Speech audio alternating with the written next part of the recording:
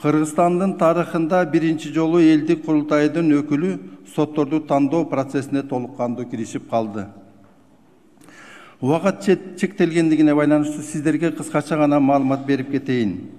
Кыргыз Республикасынын сот адилеттик иштери боюнча кеңеши көз карандысыз коллегиалдык орган, анын негизги милдети соттордун бош кызмат орундарына талапкерлерди тандоо, алардын дайындалышын Кыргыз Республикасынын президентине сунушту. Кеңеш 12 мүчөдөн турат, анын 8 мүчөсү судьялар, калган 4 мүчөсү президенттин, жогорку кеңештин, элдик курултайдын жана юридикалык коомчулуктун өкүлдөрүнөн турат. 2023 жылдын 11 сентябрынан баштап жергиликтүү соттордун 37 бош судьялык кызмат ордуна 5 конкурс жарыяланган. Конкурстарга 740 арыз түшкөн, 495 талапкер катышкан. Тандоонун жыйынтыгы боюнча 37 талапкер судьялык кызматка сунушталган. Жогорку соттун 3 бош судьялык кызмат ордуна 1 конкурс жарыяланган. Конкурска катышкан 29 талапкердин ичинен 2 гана талапкер судьялык кызматка дайындалган. Мөөнөтү аяктап жаткан 61 учурдагы судьялардан арыз түшүп, тандоонун жыйынтыгы боюнча 59 судьялык кызматка сунушталган. Бирок мен элдик курултайдын өкүлү катары азыркы тандоо системасы Кыргыз элибиздин, мамлекетибиздин сот системасына коюлган катуу талаптарына жооп бербейт деп эсептейм. Анткени талапкерлердин кесипкөйлүгүн, өзгөчө моралдык, этикалык сапаттарын толук кандуу баалаганга бул система мүмкүнчүлүгүн чектелип калган.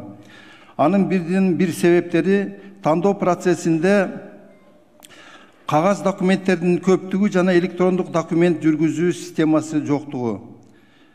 Колдонулган тандоо критерийлерин баалоо системасынын азыркы талаптарга жооп бербегендиги, техникалык каражаттардын эскириши, талапкердин кесипкөйлүгүн толук кандуу баалай албагандыгы ачыктан ачык билинип калды.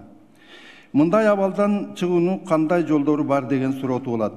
Биринчиден, судьялык кызматтарга талапкерлерди резервге алуу үчүн жаңы тандоо системасын киргизүү менен талапкерлердин резервин түзүп, аларды сот адилеттигинин жогорку мектебинде окутуп, жергиликтүү соттордон 2 жыл стажировкадан өткөрүп, практикасын такшалтып, андан кийин судьялык кызматка дайындаганда гана кесипкөй компетенттүү судьялы келип чыгат.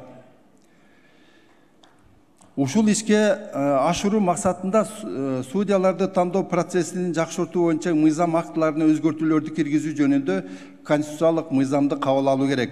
Бул мыйзам долбоору биздин кеңеш тарабынан даярдалып чыккан.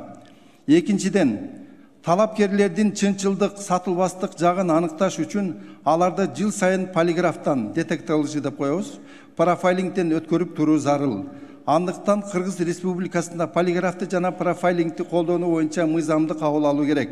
Мыйзам долбоору даяр. Учурдан пайдаланып жогорку кеңештин депутаттарына кайрылып кетет элем. Ушул мыйзам долбоорлорду карап чыгып колдоп берсеңиздер, элибиз таза кесипкөй адилеттүү судьяларга ээ болот. Үчүнчүдөн, тез аранын ичинде электрондук тандоо автоматташтырылган система киргизүү керек. Бул тандоо процессине адам факторунун кийлигишүүсүн азайтат, коррупциялык элементтерге бөгөт коет, тандоо механизмдерин жакшыртат. Бул долбоор дагы даяр. Урматтуу Садыр Нуркожоевич, ушул жакка республикалык бюджеттен каражат бөлдүртүп берүүңүздү сизден суранып кетет элем. Коррупцияга каршы алдын алууда сот адилеттик иштери боюнча кеңештин мүчөлөрүн, сотторду, прокурорлорду, тергөөчүлөрдү жыл сайын полиграф менен профайлинг тестөөлөрдөн милдеттүү түрдө өткөрүп турсак, сот адилеттигин ишке ашыруу жаатында коррупция кескин түрдө азаят.